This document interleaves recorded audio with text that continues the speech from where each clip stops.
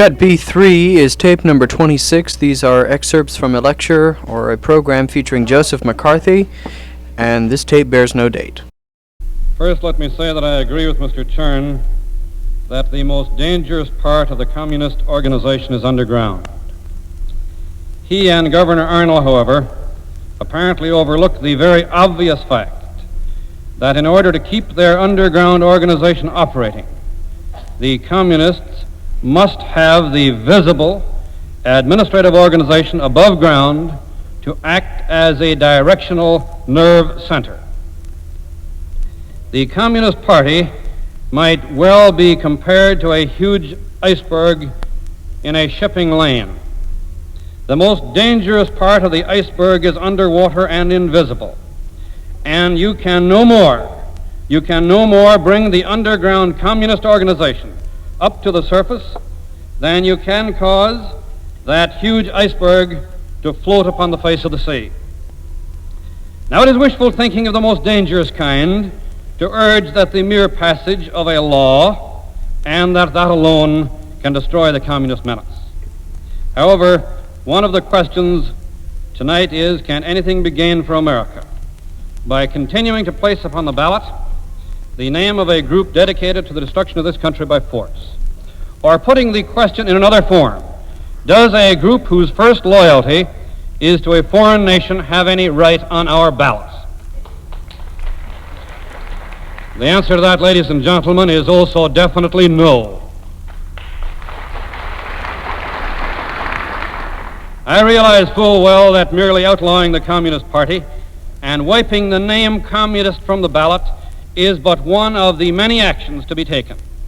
Now, let me mention a few of the equally important items that are musts on our program if we are to survive the communist menace. Number one, the Department of Justice should rule that the Communist Party is an agency of a foreign power and subject to the Voorhees Act and the Logan Act, which laws concern themselves with conspiracy against the nation and action on the part of foreign agents. Number two, the FBI should be empowered and directed to publish the names of all the communist front organizations, such as Youth for Democracy, Progressive Citizens of America, and so on down the line. Number three, all communist aliens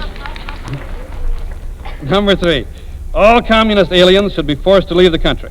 Number four, communists, being agents of foreign powers, should be barred from representing clients or groups before labor and other boards.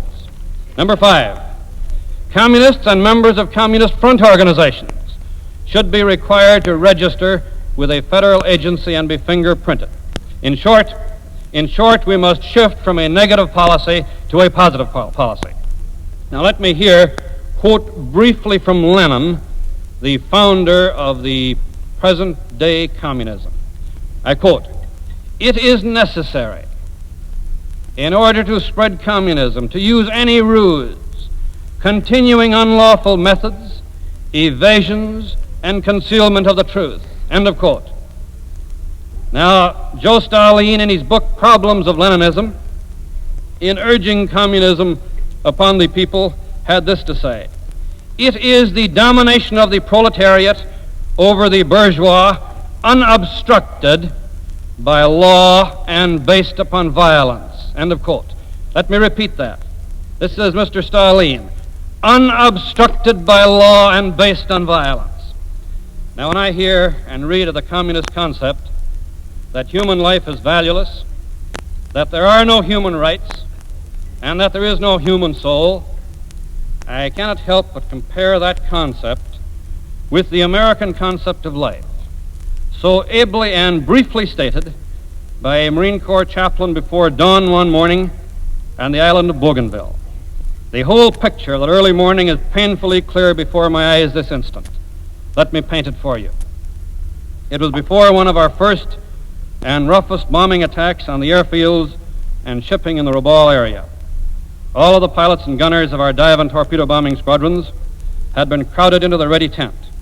After the briefing had been finished, after each squadron, each division, and each section had been assigned its job in that day's bombing, my skipper, then Major Munn, turned to the chaplain and said, Chaplain, we know that some of us shall die today.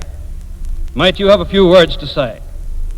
As the chaplain arose, no other sound could be heard. That chaplain's body today lies on the floor of the vast, moon-swept, wind-tossed Pacific, somewhere off Buka Passage. But his words, I know, are burned deep into the hearts and minds of each of those young pilots and gunners who still live, and this is what he said. If each of you young men shall remember two fundamental truths, two truths taught by all religious groups since the beginning of time, if you will remember, number one, that there is a God who is eternal, and number two, that each of you has a soul which is immortal, then regardless of whether you die within the next few hours or live another 50 or 60 years, you shall serve yourself, your country, and your God to the last full measure. That, ladies and gentlemen, is the American concept of life, a concept so foreign to the communistic concept, a concept preserved over the years by the expenditure of blood and flesh and steel. That concept of life we must preserve, that concept of life we shall preserve.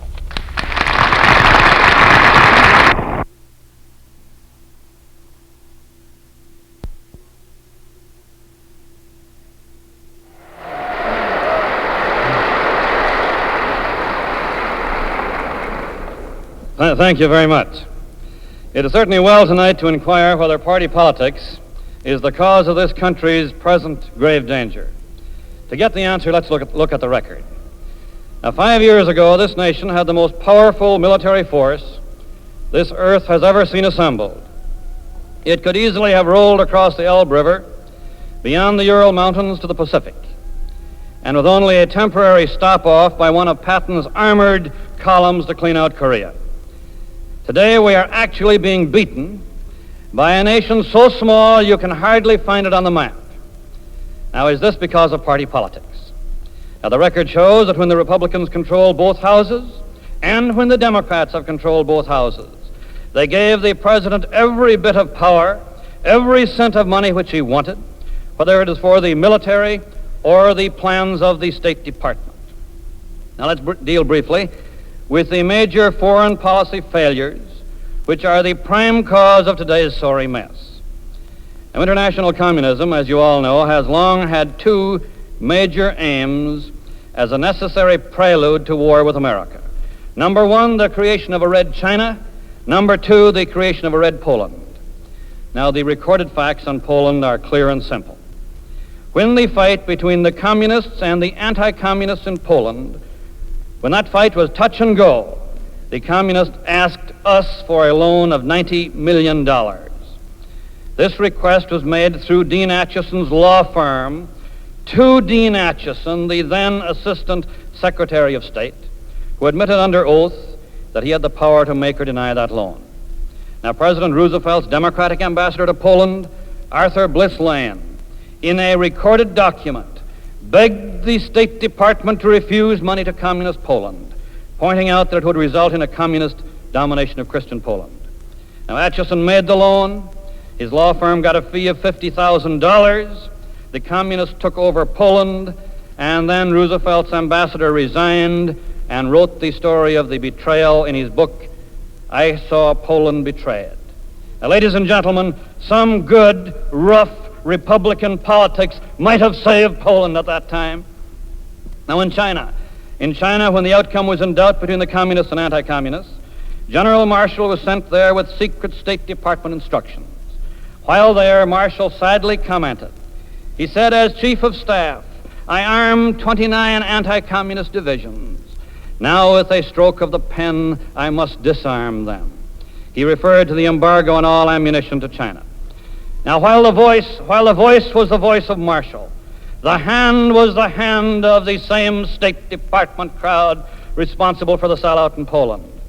Now, when the communists took over China finally, then our Secretary of State publicly stated, and I quote him verbatim, he said, a new day has dawned in Asia.